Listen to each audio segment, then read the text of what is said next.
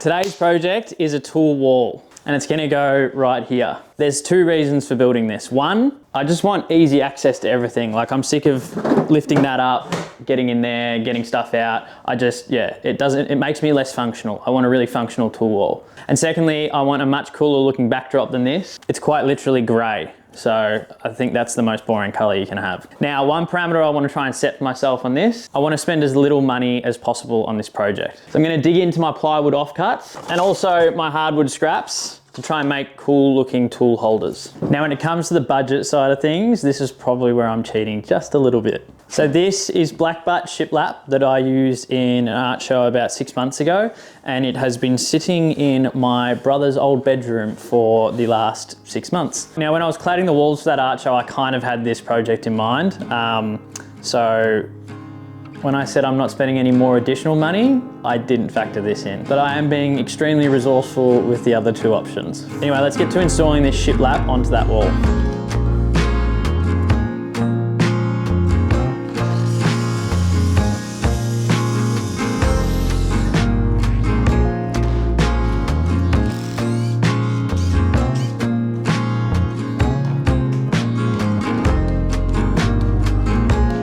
In theory, these things are great, but I find they're really hard to get nails out of hardwood. They just keep snapping it. Like they're almost too sharp. They need to like dull them down a bit so they can just grip them and rip them, you know? So I'll lean into cutting them off.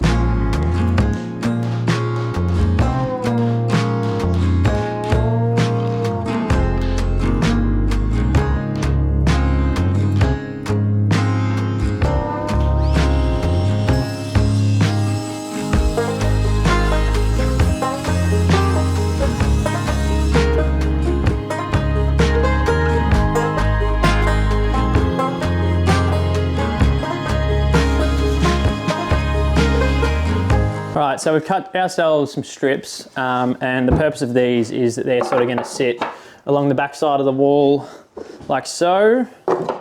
Bang, bang, that's actually a perfect fit. And then we'll use the same strips up the top here to sit in behind the lighting track that I've got up there.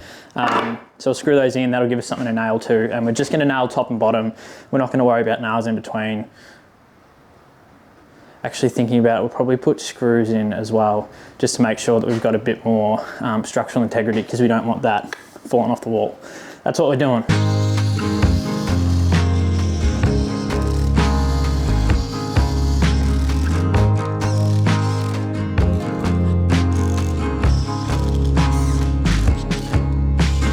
We've got our pine strips installed that we're going to nail to. We screwed up and down so that we didn't have to screw into the concrete wall. I don't know why I didn't want to do that, but I just didn't want to do that. So we got a bit ahead of ourselves. We've put one strip in, okay? It's all right, it's okay. So this bit should go pretty quick, and I think it's going to transform the space quite nicely. So it's going to feel different and weird. I've been in here for 5 years now, and having this wall up is going to be weird, and the fact that it's going to happen in 30 minutes, even weirder. All right, enough talking, let's do it. Oh, shit.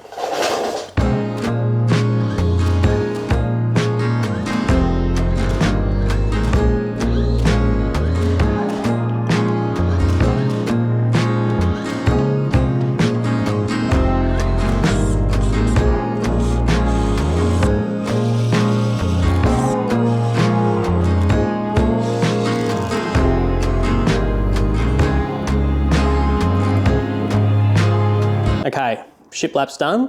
Let's talk about tool placement. So when it comes to the layout, this is what I'm thinking. So I want my most used tools to the right, so around this side here, because that's closer to my workbench, so it's just sort of boop, boop, you know. And then I want my heavier tools to the bottom. So I don't want to be lifting my track saw up to here to get it off every time, because my shoulders will hurt. So we're pretty much going to go all the Festool tools along the bottom like this. So then we'll go chisels above that, given I use them the most, and they'll probably go about that height too. I don't want anything really above, you know, reaching level. Then we'll probably have our planes somewhere there. Then we might go hammers and mallets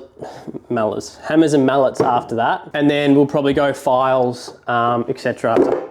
after that. And then we'll sort of see where we're at with space, because ideally we want something that we can sort of grow around. So, you know, leaving some space around these things so that if we want more chisels, we can have space for more chisels. If we want more planes, we can add planes, you know. We want to be able to be a bit versatile with what we add in the future. So that's the plan for the layout. So we're going to start with the Festool tool holders, which essentially are just going to be platforms that are going to get screwed to the wall. And we're going to use this oak veneered plywood as the base for that. Then we'll hide the plywood edge with some walnut strips and just give it a nice little contrast. Let's do it.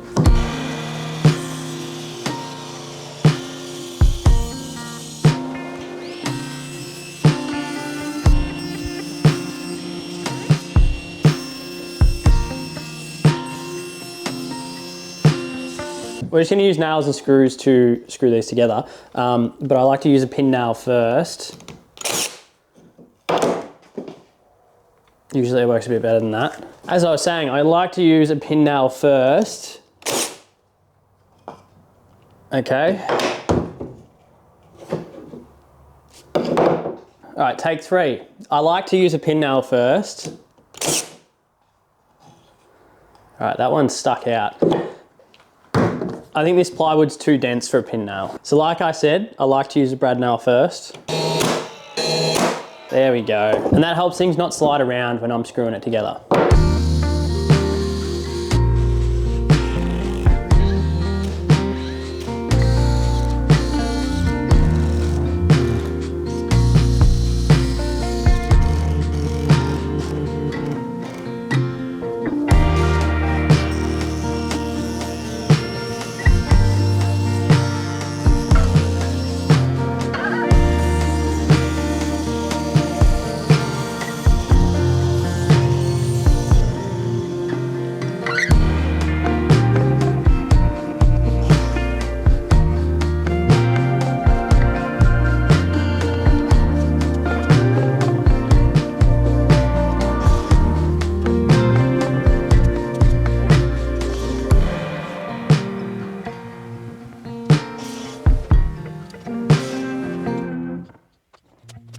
All right, now we're going to make holders for everything that has a handle out of this scrap timber. Let's do it.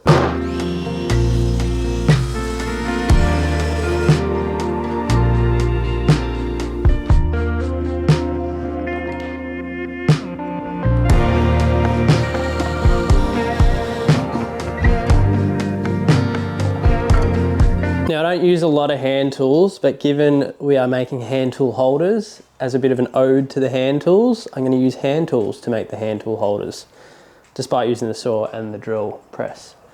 From now on, now I'm going to use a router. I'm going to just saw the little bits out.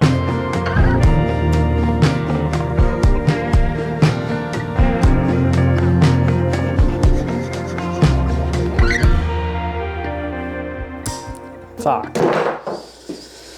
Oh, there was a big knot in that one, which I thought by the time it's on the wall, it'll be strong enough, a couple of screws in it, it's not gonna break. But sometimes I'm too fidgety with things like that, and I was like, oh, that's a bit loose. Let's see how far I can push it. And I pushed it too far. So I probably don't have any more walnut that's that size to be able to make the bracket out of, so we're gonna have to come up with something new. I think this is gonna be the something new. I really like Jarrah. That's what this is. It's like a red Australian native timber. And I really like the look of it, and it's grown on me a lot over the years. So why not make some holders out of this? I think that's a great idea. And maybe they can replace my chisel holders too that I've already milled up. It can all be out of Jarrah. But I think I've only got this amount. So we'll see how much we can get through. We might still have to make our chisel holders out of walnut.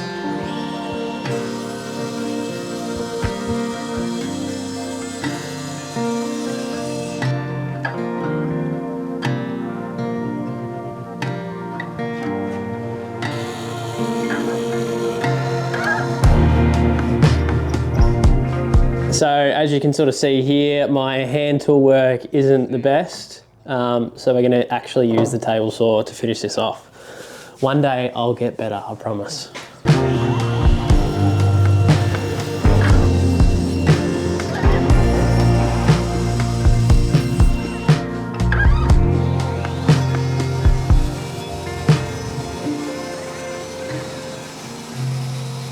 So this is the chisel holder, and I made it with the idea that it could grow. So I've got 6 chisels and 12 slots, but I think it looks a bit stupid being this big, and also who knows when I'm gonna get more stuff. So I'm gonna cut it down to a bit more manageable size, and it gives me more space on the wall to do other things I wanna do.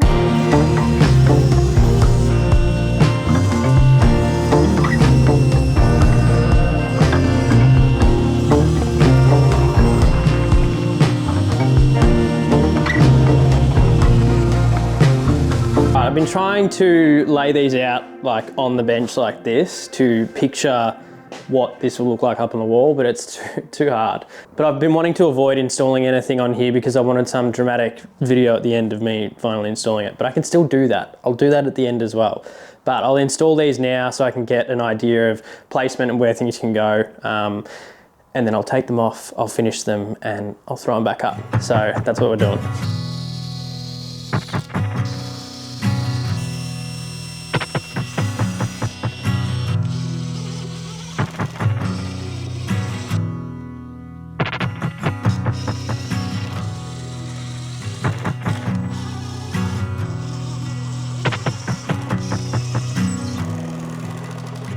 All right, this is looking sick.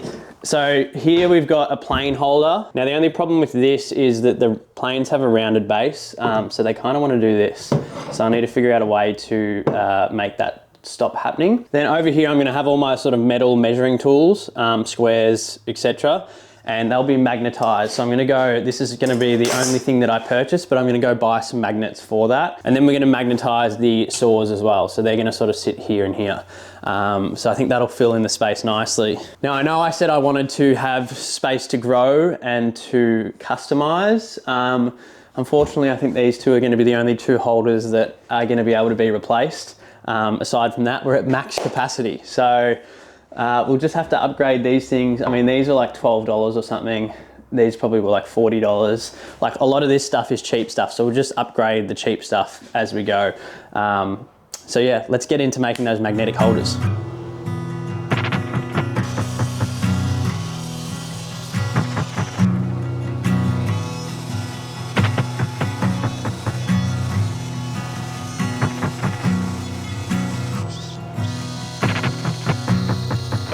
All right, this is the only money we're gonna spend on this entire build. We've got 6 packets of magnets here. They're about $10 per packet, and you get 6 magnets in each one. They're fairly heavy duty, so hopefully we don't need too many. Probably should have bought them off Amazon because I feel like this would be like $10 off Amazon, but from Bunnings, they're $60. So let's get into it.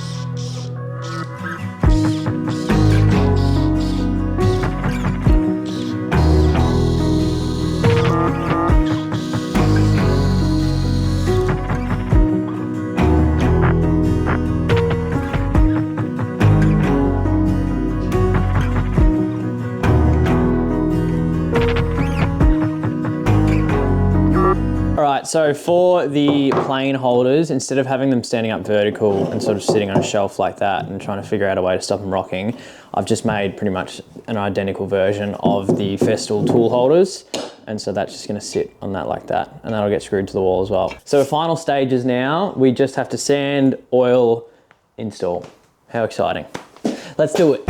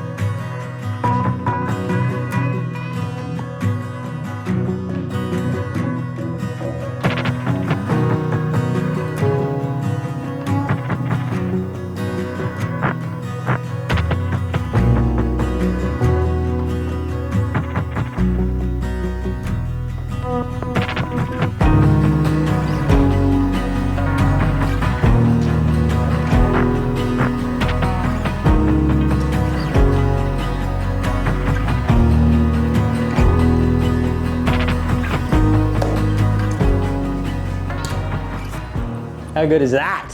I love it. All right, I'm very happy with how that's turned out. My only disappointment would be that there's not much space left to add anything if I want to, but that's okay, you know? I think this is gonna be a really cool backdrop for like the rest of my videos and stuff like that. So very cool. I like everything hung out. It's just sick. I love it. I love organization. I love when it looks good too. So yeah, if you made it this far, thank you for watching, and I'll see you on the next one.